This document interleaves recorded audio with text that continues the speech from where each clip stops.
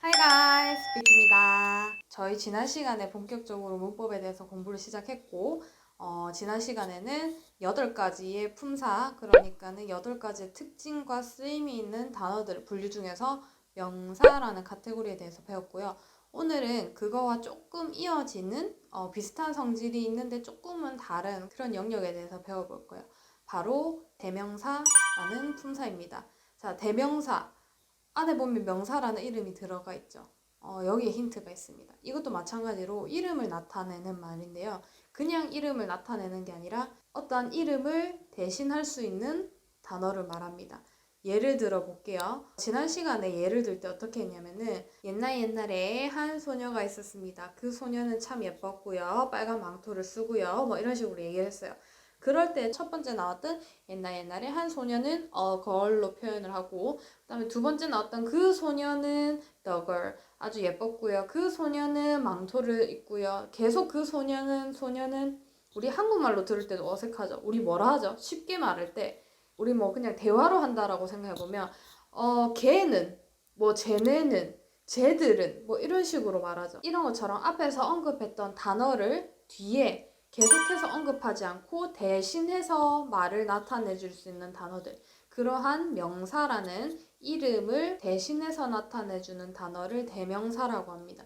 여기에는 크게 두 분류로 나눌 수가 있어요. 사람을 나타내는 말을 대신하는 말, 그리고 물건이라든지 사물이라든지 가리키면서 할 수 있는 그런 대명사들이 있어요. 그래서 크게 두 가지로 나누는데 이름이 조금 어렵게 들리겠지만 설명을 들으면 그렇게 어렵진 않습니다. 아까 말씀드렸듯이 인칭 대명사는 사람을 대신하는 거예요. 사람인자, 칭한다.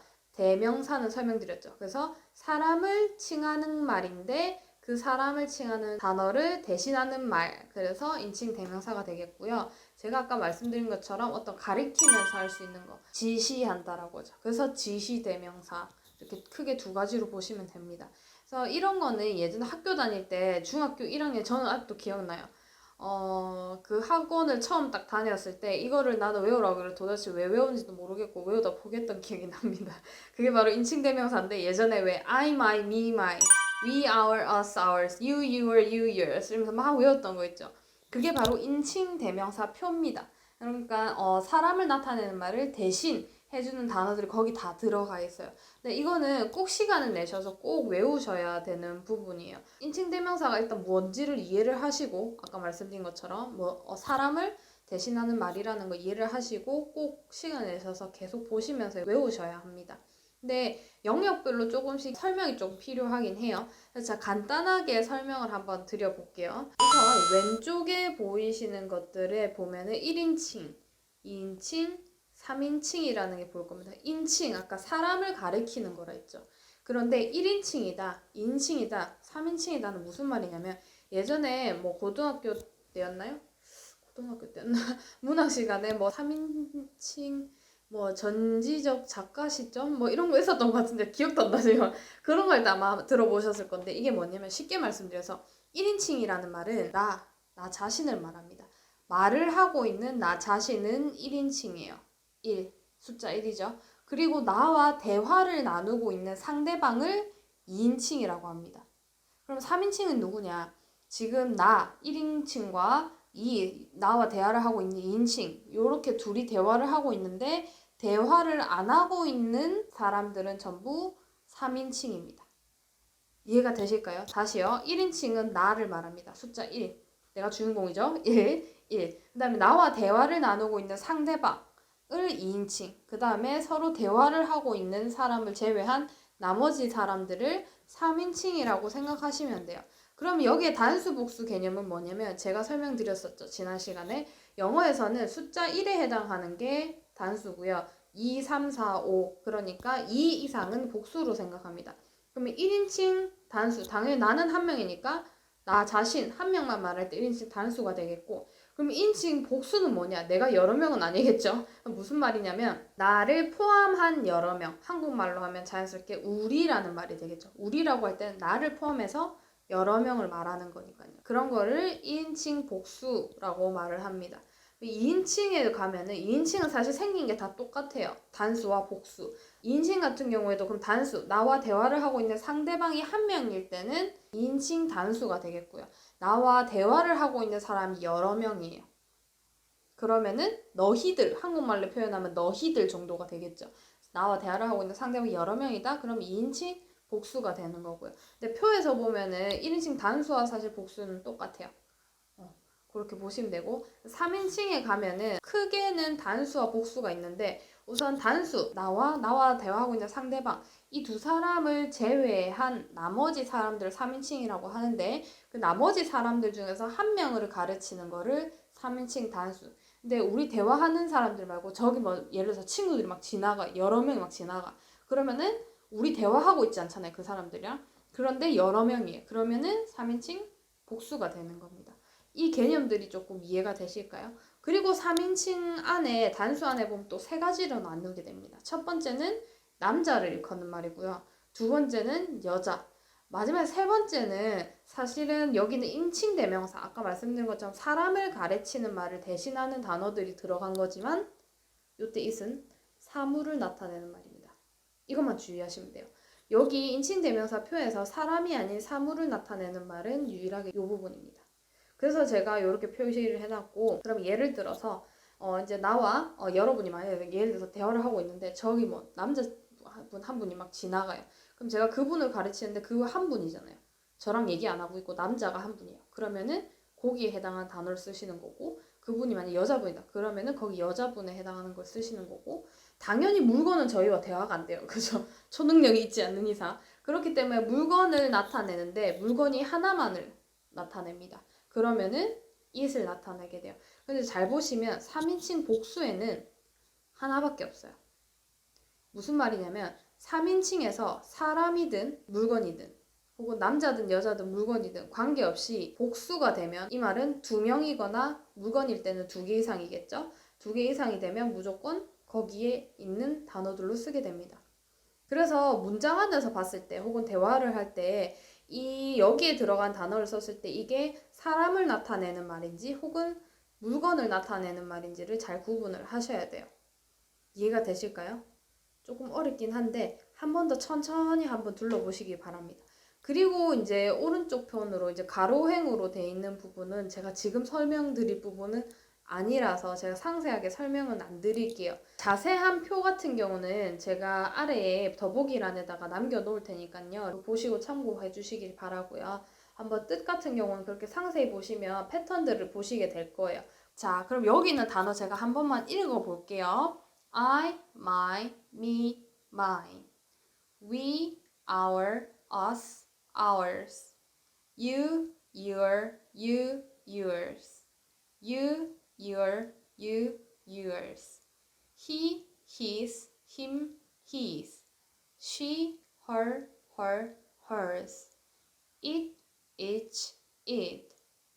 They, their, them, theirs.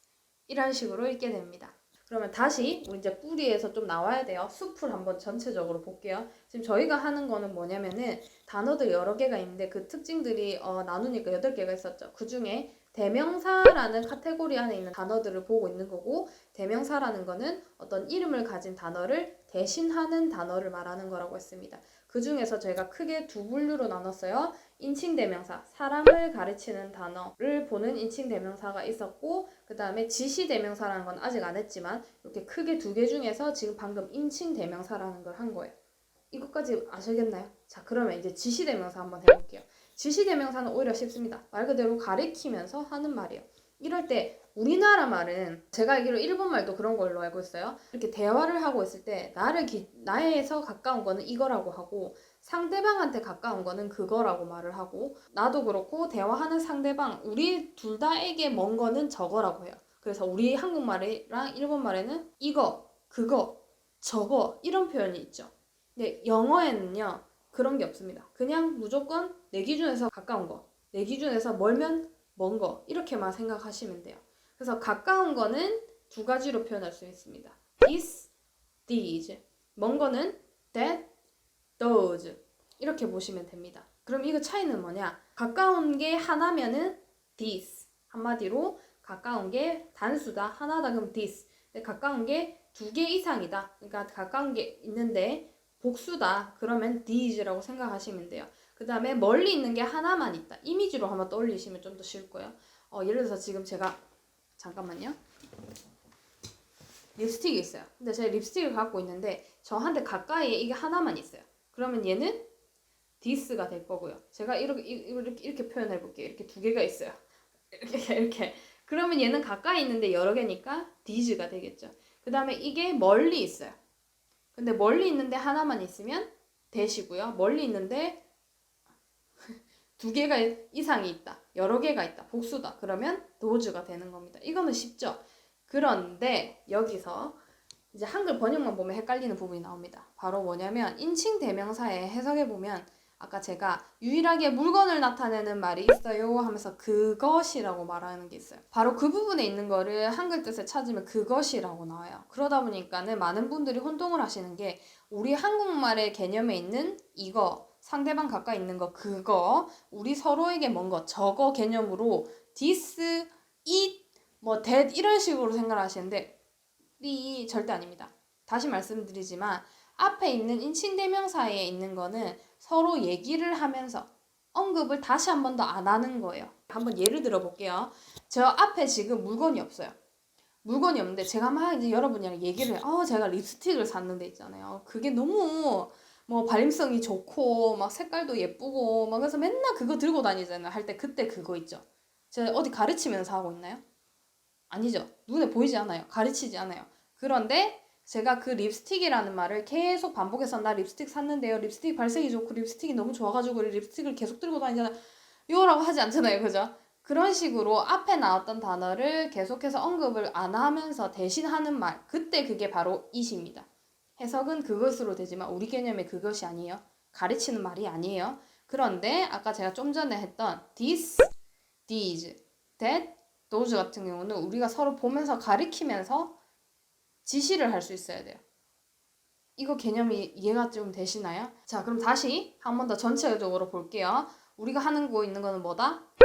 대명사라는 파트예요. 단어들 여러 가지 분류 나눈 거 8가지 중에 두 번째 파트를 보고 있는 거예요. 두 번째 분류. 바로 대명사는 명사를 대신하는 말을 모아놓은 단어들을 보는 건데 그 중에 크게 두 가지로 나눌 수 있다 했어요. 인칭 대명사, 그 다음에 지시 대명사. 이렇게 해서 상세하게 보시면 조금 이해가 되실 거라 생각합니다. 자, 그래서 오늘은 저희 이렇게 대명사 부분을 봤고요. 공부를 하시다 보면 너무 파고들어서 핵심을 놓치는 경우가 많아요. 너무 상세하게 다 외우고 다 하려고 하지 마세요. 이해도 다 안 되더라도 한 7, 80%만 해도 괜찮아요. 계속 어차피 보고 하다 보면, 보고 적용하다 보면 이해는 되시는 부분이니까 너무 막 다 외우려고 하지 마시고 단 좀 넓게 보세요. 그래서 대명사라는 부분이 어떤 건지 이해만 되시면 되게. 왜냐면 우리 이제 처음 시작하는 거니까요. 이해가 되셨을까요? 자, 그러면 오늘은 이렇게 저와 함께 대명사에 대해서 함께 봤고요. 항상 궁금하신 건 언제든지 부담 갖지 마시고 아래 댓글이나 더보기란에 있는 오픈 카카오로 언제든지 연락을 주시고 아까 말씀드렸던 인칭 대명사표에 대해서 혹시 필요하신 분은 제가 더보기란에 남겨놓을 테니까요. 그거 참고하시길 바라겠습니다. 그러면 다음 시간에 뵙도록 하겠습니다. Bye guys!